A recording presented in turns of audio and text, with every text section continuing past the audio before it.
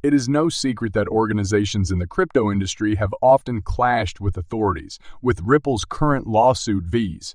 the SEC being probably the most noteworthy example. However, the SEC is now suing even larger people in the crypto business.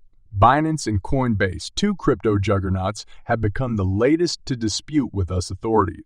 According to newly disclosed court filings in the Ripple vs. SEC's lawsuit, Ripple is said to have paid 6 exchanges between $1 million and $5 million to list XRP.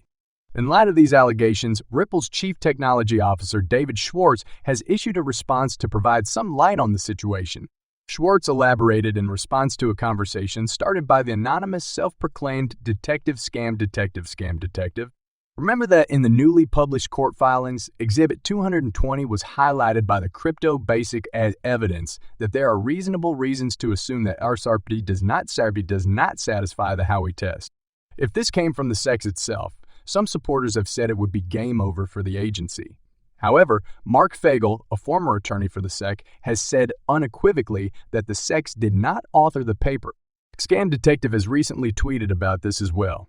But he also claimed that a legal company drafted the agreement on behalf of Grayscale Investments. Scam Detective said that the legal firm's conclusion that XRP is not a security was supported, in part, by the fact that Ripple does not facilitate XRP trading on the secondary market.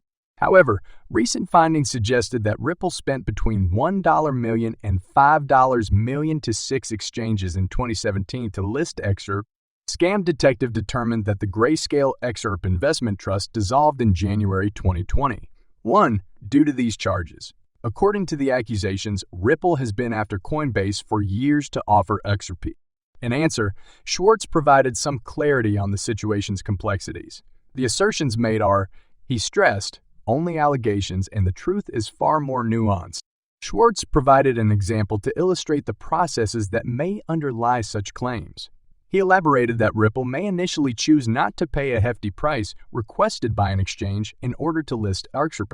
The only way Ripple could utilize the exchange for auto purposes and force XRP's listing on the platform is if it subsequently discovers a chance to develop a worthwhile payment connection with that exchange, in which case it would pay for the integration fees. Instead of only listing XRP, this payment would help Ripple achieve its greater aim of increasing its on-demand liquidity (ODL) service. Schwartz made it clear that this is just conjecture. He stressed that litigants often make charges in the most negative light imaginable without really contradicting the truth. He warned against taking the charges at face value and emphasized the need for a balanced assessment. You may recall that claims appeared in the past suggesting that Ripple paid exchanges like Coinbase to list XRP. Notably, this month, Scam Detective questioned Schwartz how much Ripple paid Coinbase to include XRP, reviving long-standing suspicions first reported in a Bloomberg piece in 2018. The story of Coinbase listing XRP is the only story I most wish I could tell that I can't, Schwartz said at the time. Max Keiser, a famous Bitcoin supporter, has predicted the conclusion of the dispute between Ripple and the United States Securities and Exchange Commission, SEC. Keiser thinks Ripple will eventually lose the lawsuit, claiming that XRP has already been marked for death. Keiser recently remarked in a tweet that the ongoing case is not about the law, but rather about getting rid of XRP. He said that SEC Chair Gary Gensler had been tasked with bringing down XRP. Keiser went on to say that El Salvador's move to accept Bitcoin as legal cash was a huge step toward ignoring other cryptocurrencies that are considered unregistered securities. Keiser also addressed prominent corporations' ambitions to develop spot Bitcoin exchange, traded funds, ETFs. WisdomTree, a well-known ETF provider, has applied to the SEC for permission to create the WisdomTree Bitcoin Trust after BlackRock's identical application. The SEC's enforcement measures, according to Keiser, have paved the way for these bigger firms to join the Bitcoin industry while harming independent players and crypto exchanges.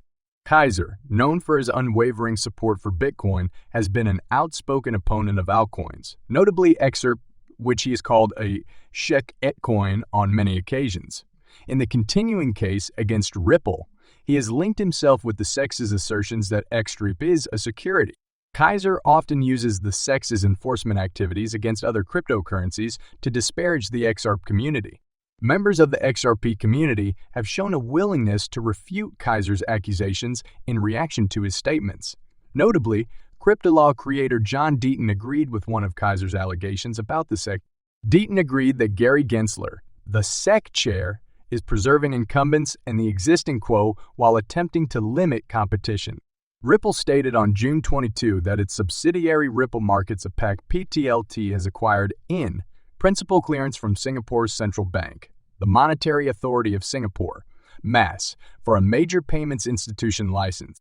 The company also announced on Twitter that it has expanded its presence in the Asia-Pacific area.